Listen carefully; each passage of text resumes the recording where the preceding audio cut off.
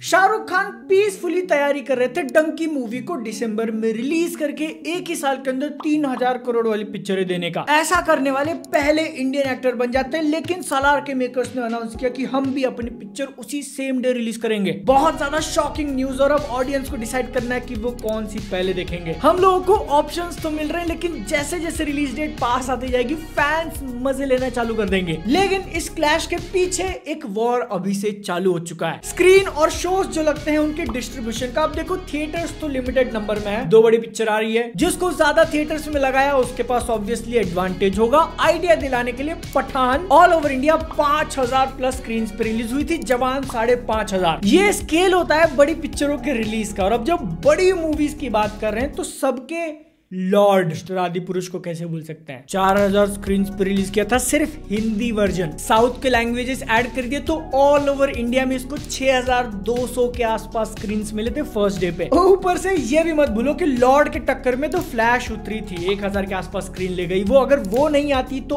और बड़ा रिलीज मिलता। आइडिया दिलाना हो कितना बड़ा, तो KGF चैप्टर 2 7000 प्लस स्क्रीन पे रिलीज हुई थी इन इंडिया ओनली। तुमको बॉलीवुड की बिग बजट कितने स्केल पे रिलीज होती है उसका अंदाजा मिल गया। और साउथ की मूवी जो हिंदी बेल्ट में भी चलने वाली है उनका रिलीज स्केल क्या होता है पता चल गया ना, क्योंकि उनके पास एडिशनल स्क्रीन का एडवांटेज होता है, बिकॉज उनका मार्केट भी बड़ा है। कुछ सिलेक्टेड ही साउथ मूवीज की बात कर रहा हूं मैं, लेकिन अगर सालार सोलो रिलीज होती ना तो वो भी 7000 के आसपास जाती। लेकिन अब क्योंकि ये क्लैश ऑफिशियल हो चुका है, इनएविटेबल लग रहा है, स्क्रीन डिवाइड होंगे और किसको कितना मिलेगा उसके लिए मारामारी चालू हो चुकी है। डिस्ट्रीब्यूटर्स की बात करते हैं। AA फिल्म्स, जिसके बैनर आपने थिएटर के अंदर एक बार तो एटलीस्ट देखा ही होगा, वो अगले 3 महीनों के अंदर लियो, एनिमल और सालार बड़ी मूवीज डिस्ट्रीब्यूट करने वाले हैं। वहीं दूसरी तरफ पेन, डंकी उनके पास है। ये दोनों की रिस्पॉन्सिबिलिटी है पिक्चर को ज्यादा लोगों के सामने रखा जाए। और ये रेस कैसी जा सकती है उसकी बात करेंगे पहले इंटरनेशनल मार्केट से, क्योंकि इंडिया के बाहर शाहरुख खान की डंकी को रिलीज करेंगे यशराज फिल्म्स, जो कि एक बहुत बड़ा मूव है। और यशराज का नाम जुड़ गया मतलब बड़े नंबर ऑफ स्क्रीन तो आएंगे। अगर एग्जाम्पल देना हो तो फिर शाहरुख खान की पठान और जवान भी उन्होंने डिस्ट्रीब्यूट की थी इंटरनेशनल। पठान को मिले थे 2700 के आसपास स्क्रीन और जवान को 4500 आउटसाइड इंडिया। और यही कलेक्शंस की बात करें तो 350 करोड़ से ज्यादा का ग्रॉस कर चुकी है दोनों ही मूवीज सेपरेट। कहने का सारांश एकदम सिंपल वर्ड में ऐसा है कि ओवरसीज में एक्सपेक्ट धमाका Diwali on Christmas for Dunki. वहीं दूसरी तरफ प्रभास के सालार की बात करें तो उसका आइडिया लेने के लिए अपने को KGF चैप्टर 2 का केस देखना पड़ेगा, क्योंकि प्रभास की खुद की पिक्चरें तो चलने रही है और होमबाड़े फिल्म्स जो कि प्रोड्यूसर है KGF और सालार के, वो ट्राई करेंगे कि जितना बड़ा हो सके उतना रिलीज दें। इसलिए प्रोड्यूसर्स की लास्ट बड़ी पिक्चर KGF 2 को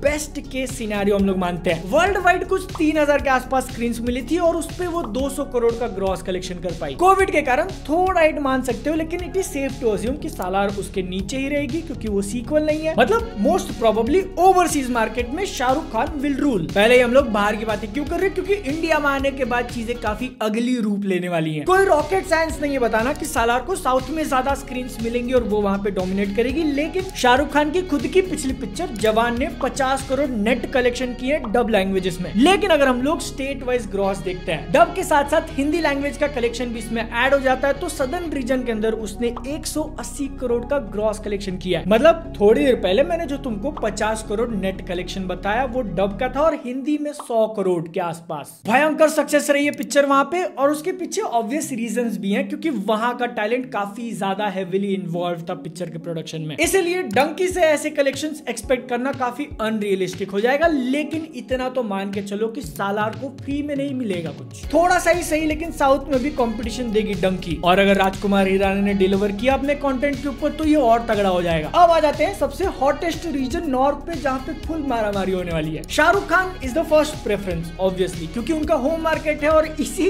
एक साल के अंदर 2 ऑल टाइम ब्लॉकबस्टर दिए हैं। जितना पैसा डिस्ट्रीब्यूटर्स को कमा के दिया, खुशी खुशी स्क्रीन देने के लिए राजी हो जाएंगे। लेकिन आंखों में पट्टी बांधकर अंधा फैन बनकर चाटने के बदले अगर हम लोग दूसरे साइड देखें तो कुछ चीजें मूवी को हर्ट कर सकती हैं। जैसे कि मूवी काफी कंटेंट डिपेंडेंट होने वाली है। अब मैं राजकुमार हिरानी का फैन तो हूँ और खुद चाहता हूँ कि एकदम कमाल की मूवी बनाए, लेकिन हम लोग उस पॉसिबिलिटी को इग्नोर नहीं कर सकते कि हर कोई मिसफायर कर सकता है। That is the only single reason जिसके कारण डंकी नीचे आ सकती है, बस। वहीं पे अगर हम लोग प्रभास की बात करें तो बाहुबली 2 के बाद जो उनका नाम हुआ है ना, घर घर में एक के बाद एक जितने बड़े से बड़े फेलियर दिए ना उन्होंने, कोई और एक्टर होता करियर खत्म हो गया रहता। लेकिन फिर भी उनकी मूवीज बड़ा ओपन करती हैं। और सालार के केस में जो एडवांटेज है उनके पास कि पहला ये एक मास मसाला एक्शन मूवी होने वाली है, ऊपर से प्रशांत नील के साथ काम कर रहे हैं जिन्होंने अपना फॉर्मूला 2 बार लोगों के सामने रखा और वो पसंद आया है। KGF यूनिवर्स से ऐसा कनेक्शन मार दिया तो ये पिक्चर भी चल जाएगी। 2 पॉसिबल डाउन साइड सालार के सामने, सबसे पहला कि प्रभास का जो लक चल रहा है पिछले 3-4 पिक्चरों से वो कंटिन्यू रहा और खराब मूवी बनाई तो गए। और दूसरा, थिएटर से निकलने के बाद अगर मेजोरिटी लोगों का वर्डिक्ट ऐसा निकला कि हाँ मतलब KGF ही है बट प्रभास के साथ, तो डंकी वाला पंगा लेना थोड़ा महंगा पड़ सकता है। ये तो हो गई रिलीज वाली बात। लेकिन आज के टाइम पे जो टैक्टिक्स खेले जा रहे हैं ना, वो 2 डिस्ट्रीब्यूटर के द्वारा मैंने तुमको नाम बताया था। ऐसे रिपोर्ट्स हैं कि AA फिल्म्स ने शर्त रखी है डिस्ट्रीब्यूटर्स के सामने, रणबीर कपूर की जो एनिमल आ रही है ना 1 दिसंबर को, उसके स्क्रीन हम लोग तुमको तभी देंगे जब तुम सालार के स्क्रीन की गारंटी दोगे। ऐसे टैक्टिक्स यूज करना कोई नई बात नहीं है। लेकिन एक चीज जो मैंने इंटरनेट के ऊपर ऑब्जर्व करी, एक दूसरे के ऊपर कीचड़ फेंकने का सीन चालू हो चुका है। काफी सारे ट्वीट्स देखने मिले जिसमें क्लेम किया जा रहा था कि सालार मूवी रीमेक है उग्रम का, जिसको खुद प्रशांत नील ने डायरेक्ट किया था। डंकी मूवी सपोर्ट करने वालों ने खुल के फैलाया। फिर उसके बाद ऐसा उड़ता हुआ तीर दिखा कि डंकी भी रीमेक होने वाली CIA मूवी का। दूसरे साइड वाले फिर चालू हो गए, पोस्टर्स कंपेयर किए जा रहे हैं, लीक्ड सीन की बातें हो रही हैं। सच क्या है किसी को नहीं पता। सारी चीजें डिपेंड करती हैं कि दोनों ही मूवीज के टीजर, ट्रेलर और गाने कैसे हैं। क्योंकि एक बार दोनों ही पिक्चरें रिलीज हो गई, 3-4 दिन के बाद क्लियर वर्डिक्ट अगर सामने आ गया कि एक अच्छी है दूसरे से ये गई, दोनों का ही ऑनेस्ट रिव्यू आएगा चैनल पे। सब्सक्राइब कर लो देखने के लिए, और ये सिचुएशन कैसे डेवलप होती है क्लोज आई मेंटेन किया हुआ है तो सब्सक्राइब। एनिमल और भाईजान की टाइगर 3 आने वाली है, उसका टीजर कैसा लगा मुझे मैंने इस वीडियो के अंदर बताया, चेक कर सकते हो। मिलता हूँ अगली वीडियो में। जय हिंद, वंदे मातरम।